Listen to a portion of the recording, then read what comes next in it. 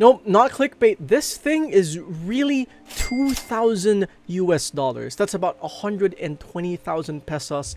And I've held many expensive things in my hands, but never have I ever gotten the chance to spend 2 weeks with something this advanced and this technologically insane device that my little puny brain just cannot handle. So, let's talk about my 2-week experience with the HiBy R8 Gen 2. Now, I want to just preface this by saying that I will not be going too in-depth with the specifics like the Darwin-MPA, as it's not really my expertise and I didn't really spend too much time delving too much into that. So if you're looking for something like that, I'm pretty sure there's a bunch of other people who have already covered the Darwin-MPA. I'll link some in the description, but just a forewarning. Now this right here is the HiBy R8 II. This again, it costs 2,000 US dollars, technically 199 or 1,999, which is technically $2,000. And this is what they would call a portable concert hall. That's how HiBy markets it, and it is their flagship. Currently, it's their flagship Android DAP, and it packs a bunch of insane things. So, you know, what makes it so special? What are the insane things that I'm talking about? Why is it so expensive? And why would you get something like this? Let's talk about it. Now, first, let's talk about how it's built. And this is where the insanity starts, because this thing is made with Alcantara leather or Alcantara material and stainless steel. Now, if you don't know, Alcantara is this fancy felt-like material that is apparently patented. I didn't know that it was patented, but this thing is insanely fancy. Like, if you've seen the marketing where it was being compared to like expensive cars, yeah, no, because this really feels like the interior of some luxury car, and it really shows. But you see, it's not all looks, because this thing is also really well built. It uses stainless steel on its frame, which means this is a very durable piece of thing, and it really shows, because this thing is heavy. I mean heavy. This is like half a kilogram heavy, 518 grams to be specific. It fits on your pocket. Well, it fit my pocket, but you really need to wear a belt, otherwise this thing is gonna pants you or something. It's extremely heavy. Now, talking about the hardware, you can find the volumes on the left side, and you can find the power button as well as the play, pause, skip on the left side, and then you can find the what do you call this? This is the input and output, so that's going to be the type C in the middle with the balanced phone out and line out on the left side and right side respectively. So you basically get everything that you need. No 2.5, no one should use 2.5 anymore, but it's just basically everything that you might want in a DAP. It's kind of already here already, so nothing really too much to talk about. Although the buttons with the case, I will say the power button is not really the most thought out. You have to kind of dig in with your fingernail just to press it, but whatever. The case is also it features Alcantara leather as well. I'm not gonna complain. It's fancy on its own. It is insane. Now, talking about the screen, this features a 5.9-inch 1080p screen that is honestly really big for a DAP. Now, normally you would think that 5.9-inch, that's not too big for a phone, especially now. It's a music player, and most music players go less than like 5 inches. The R6 is like around 4.9, around 5 inches exactly. This thing's closer to 6 inches, which is almost the small size for smartphones nowadays, and massive in comparison to all of the other music players in the market right now. It is crazy good, which means it's probably going to be really good. Not probably, it is really good for media consumption outside of music. We'll talk more about that later. Oh, but it does just use an IPS screen, 60 hertz. Again, nothing too fancy. You don't really get the deep blacks or the super duper rich colors, but the colors are really good for a DAP. You can watch basically whatever you want, any movie, any show, even YouTube videos really nicely on these. Very satisfactory. The combination of that massive screen at the same time, it's also just honestly really nice panel. Yeah, I enjoyed media consumption in this. Again, more on that later. Moving on to the UI, this thing is running a stock open Android 12, which basically means it is Android 12 with a little bit of extra spicy features to fit the music player. It's very, very easy to use, nothing too intuitive. Maybe you might get confused with some of the audio settings, but honestly, as the UI itself, it is very easy to understand. The drop-down menu, you can see everything. You can see everything there in the drop-down menu. It's just a very clean, very nice experience with very little bloatware. The only things that are pre-installed are HiBy's own apps, VU, which is like a Chinese browser, and all of the essential stuff like calculators, clocks, and the settings and file managers on the phone itself. And because this is running Android 12, you're basically getting Android functionality, so you can basically install any app that you want. You can install YouTube, watch videos, Netflix, you can stream on Spotify, Apple Music, Qobuz, Tidal. You can download your own music through the, we'll talk about that later, but the very large storage for a DAP, internal storage. You can also play games, which I tried to play some games. It's not gonna be too insane because of the processor, which again we'll talk about later, but it's more than enough for any casual game, and I honestly had a lot of fun doing just general media consumption in this thing, watching YouTube videos, playing some simple games. It was just a really fun experience. Now, what separates this from other Android phones is that this has specific audio features built in by HiBy, particularly audio settings, which you can change the amplifier operation for. So either you go with the class AB or class A. You get a turbo mode, which is an R8 II specific setting that allows you to boost up the power of the sound, which we'll talk about more later. You also have a gain switch, low, medium, high, the usual, some plugins if you want to install DR10X, if this is still available here, but honestly you can do so much more. There's a lot of plugins that HiBy has provided. I'll put a link down in the description for I guess a list of all of the plugins that you can add. You can also have MSEB, which is the HiBy making EQ easier. You have the PEQ, which is basically EQ, just, you know, a little bit more advanced, 9 bands only though, but that's fine. You can put in your own PEQ from sites like Squig, something you would export. You also have DST compensation, channel balance, max volume, MQA decoder, and a bunch of volume blocks for, you know, putting inputs and stuff like that. So basically any essential audio setting you have here. Now, what makes the R8 II special is the fact that this has a Darwin control. Now, going for in a completely layman explanation, R2R or the Darwin-MPA is basically an improved version of R2R by HiBy, and it makes the sound more analog. Basically, it makes it more organic or natural sounding in layman's terms. Okay, I don't have the exact details for it. You can check again. I'm going to put down in the description for an article explaining what the Darwin-MPA does, but from my experience, it makes the sound more smooth and lush and just overall more natural sounding. But we'll talk more sound later. Now, the Darwin control gives you a bit more of choices for what kind of experience you want, because you get the Darwin control, you get the low pass anti-aliasing feature, which is, if you've seen other DAPs, you can change the anti-aliasing there. Look at this article from Joe Blogs explaining what they do, the harmonic controller, and customized presets for over 31 different IEMs.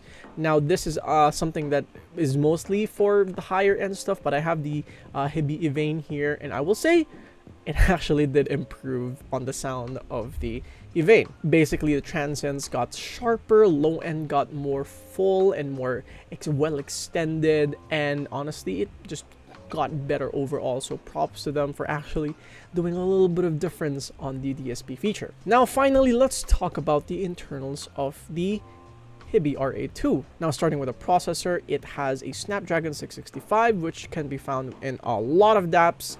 It has basically become the DAP processor at this point. A lot of DAPs either go for the lower end or the higher end, which is the 665. I guess it's expensive to go for higher processors, but honestly, I don't really need higher for a music player like this. It's perfectly fine. It's more than enough. It also features 8 GB RAM, which is almost necessary for the amount of tech that is inside of this. 256 gigabytes of internal storage, which honestly, you don't even need to like put an SD card at this point if you don't have a lot of songs like me. I usually stream, but if you have like a crap ton of songs, yeah, maybe you still want to put an external storage device, to which, well, guess what? this also features 2 terabytes, up to 2 terabytes of external storage, which is absolutely insane. Basically, all the songs you can put into one it could fit in here. And probably one of the most insane things is its battery. It has a 12,000 milliampere battery. It's probably like 2 sticks of 6,000 on each side, because this thing is thick. It is thick, it is massive, and it's probably not mostly, but the battery probably has a big reason to why this thing is as thick as it is, besides the other internals like the Darwin-MPA and the amplifiers and stuff like that. But it is massive. And to talk about the battery real quick, this has on the turbo mode, with a high gain on, plugging with an IEM at 50% volume on 4.4, this thing was able to last from 88% to 16% in 8.5 hours. Which means if I go from straight up 100% all the way to 0, there is a big chance that this is going to last over 10 hours. The advertised number is 11.5 hours, and I'm not going to doubt that, because for the use case that I put here, it is a lot of time. And that's the turbo mode. It's not like, oh, it's 11 hours of basic listening. No. This is maxed out, as much power with Wi-Fi on and everything. It is pumping out all of the volume and all of the power. It got kind of hot. No, it got really hot.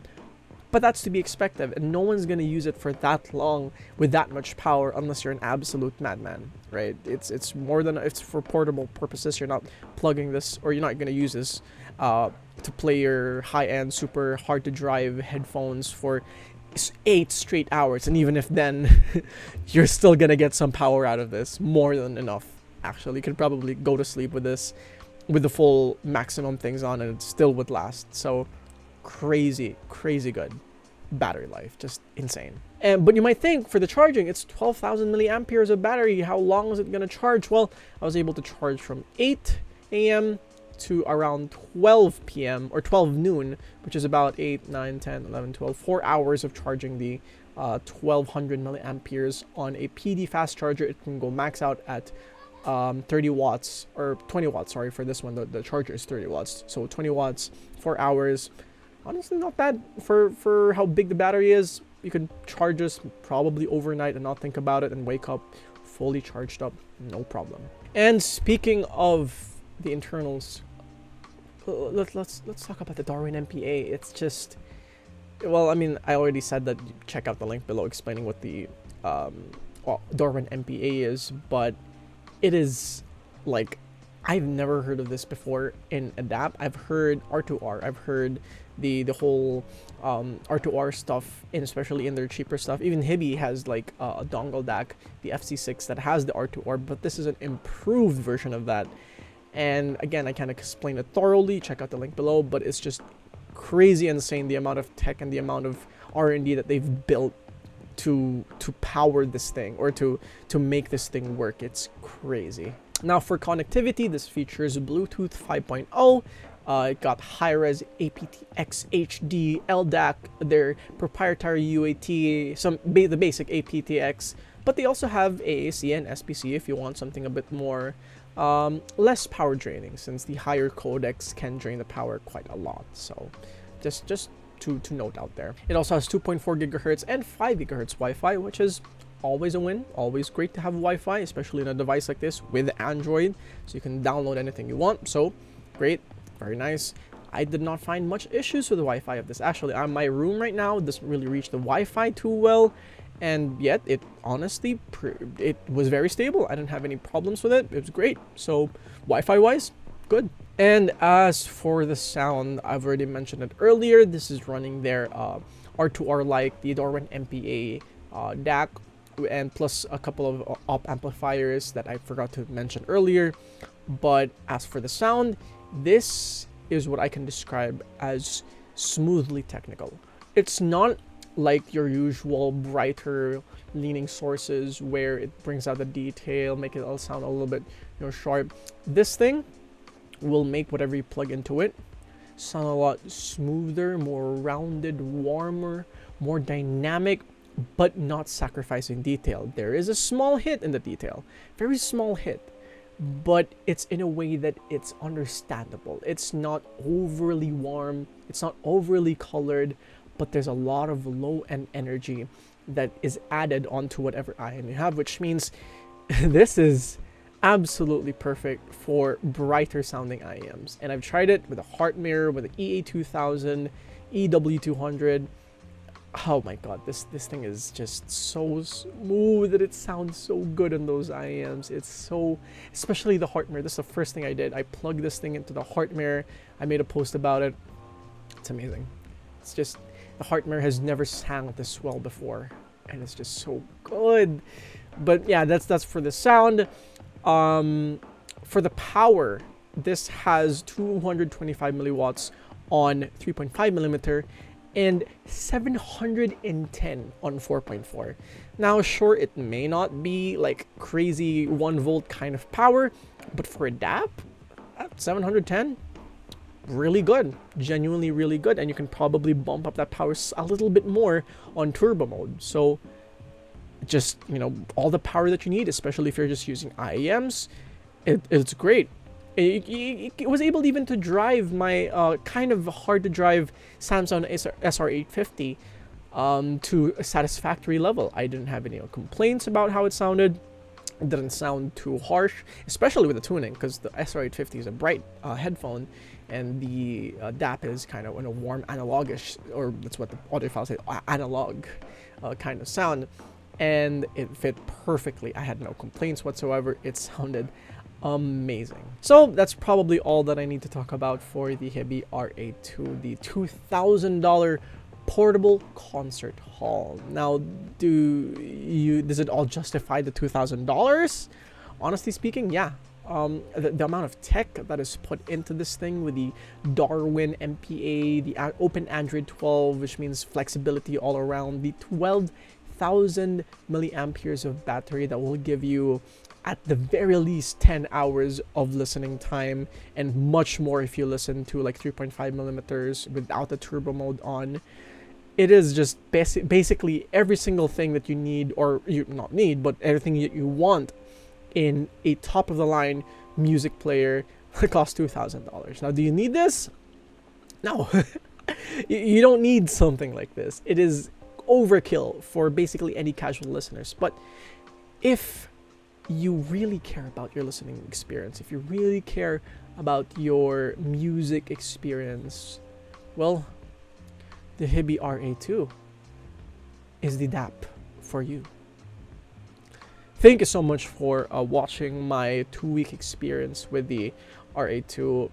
It was such an honor to review this thing. Thank you so much to Joseph Young of HiBy for letting us into this tour for the R8 II. It is just an insanely good honor.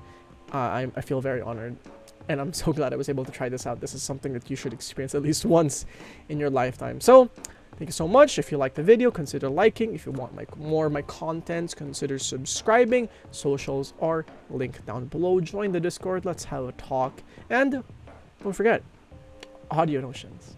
With that, Obie Audio